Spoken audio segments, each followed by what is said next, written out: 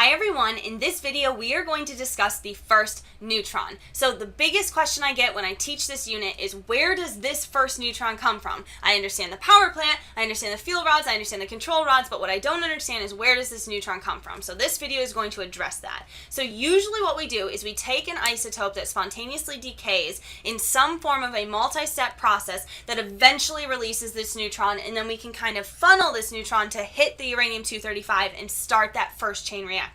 So originally when we did this, we started off by using plutonium. Now plutonium has 94 protons and it has a mass number of 238.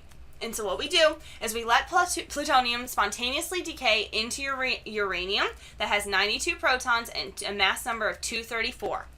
Now, this releases what is called an alpha particle. I do not expect you to know that yet. We're going to talk about radiation and how these decays process occurs in the future, but for right now, hopefully you can start identifying anytime you see helium with 2 protons and a mass number of 4, that is called an alpha particle. Now, what we do is we take this alpha particle and we let it interact with the element beryllium. So let's rewrite this. So we have our alpha particle here as a reactant, and then it interacts with beryllium. Beryllium has 4 protons and a mass number of 9. Now what's really neat is when you take this when you take this alpha particle and you smack it into a beryllium, what happens is the actual inside of that nucleus increases in its number of protons. So instead of having 4 protons, then what happens is you're actually able to create carbon. So you increase in size. So we have a fusion reaction occurring, kind of.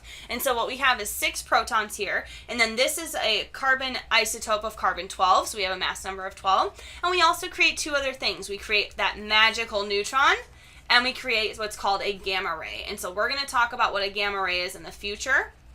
And please do not get a gamma ray confused with the electromagnetic radiation considered a gamma ray. We have 2 completely different types of gamma, but we'll talk about that in the future. So where does the first neutron come from? Usually it comes from some kind of isotope that we start with over here with plutonium. Usually right now in the US, we use what's called californium, and so that has 98 protons, and we use the californium-252. All right, so hopefully that answers your question. No questions here today, no quizzes. Have a great week. Take care of yourself and drink water.